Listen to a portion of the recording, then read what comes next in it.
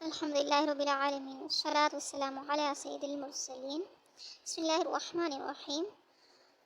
آج ہم سیکھیں گے علم نحو کے بارے میں، جو بھی ہم شروع سے لگے ہیں. ہمارا لیکچر نمبر 1 ہے. انشاءاللہ عز و جل آگے آگے ہم مزید سیکھیں گے.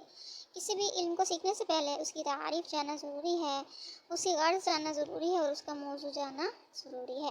علم نحو کی تعریف یہ ہے کہ علم نحو ان قواعد کو جاننے کا نام ہے جن کے ذریعے کلمات کی ترکیب اور معرب اور مبنی ہونے کے اعتبار سے حل کرنے کی آخری حالت معلوم ہو. اور اس علم کا فائدہ یہ ہے کہ آدمی عربی زبان لکھنے بولنے میں ہر قسم کی غلطی سے محفوظ رہتا ہے.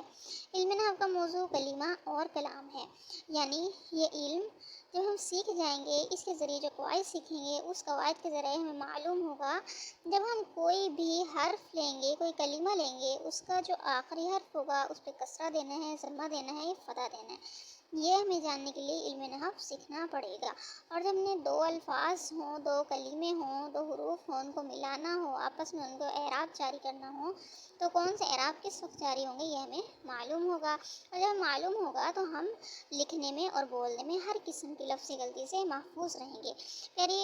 دیکھیں طالبات اور طلباء کہ جو لفظ ہے، سب سے پہلے لفظ کے بارے میں سیکھیں گے. جو بھی ہم زبان سے لفظ نکالتے ہیں وہ ہمارے لفظ کہلاتے ہیں، جو بھی بات ہم زبان سے نکالتے ہیں. اب لفظ کی دو قسمیں، لفظ موضوع اور لفظ محمل. لفظ موضوع اگر بامعنی ہو، یعنی جس کا کوئی وجود ہو، جس پہ کچھ بولا جاتا ہو، وہ موضوع ہے. اور جس کا کوئی وجود نہ ہو وہ محمل ہے. لفظ کی اقسام میں دو، لفظ موضوع اور لفظ محمل. جیسے ہم کہتے ہیں روٹی شوٹی لاؤ. اب روٹی کا تو کوئی وجود ہے لیکن شوٹی کا نہیں، تو روٹی یہ موضوع اور بوٹی یا شوٹی جو ہوگی یہ ہوگی ہماری محمل.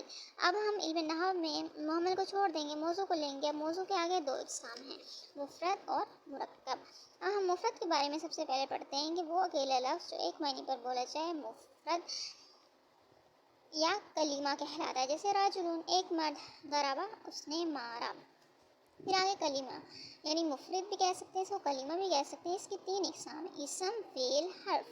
اسم، فعل، حرف. اسم سے مراد راجلون، فعل سے مراد ضربہ، حرف سے مراد الہ، یعنی الہ حرف جارت سے ہے. اور فعل ضربہ جو یہاں پہ ہم نے مثال مل گیا فعل ماضی سے ہے. اسم جو یہ کہ شخص کا نام یعنی راجل ہے.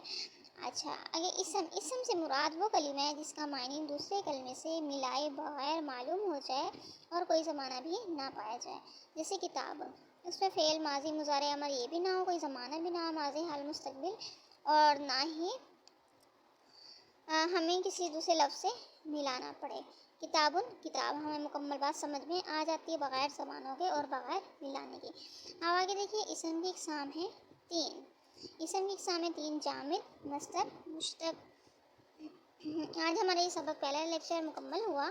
اس کے اندر ہم نے پڑھا کلمے کی اقسام جو ہیں وہ ہیں تین، اسم، فعل، حرف. اسم کی اقسام ہیں تین، جامد، مصدر، مشتق. جامد، مصدر، مشتق. جامد، مصدر، مشتق.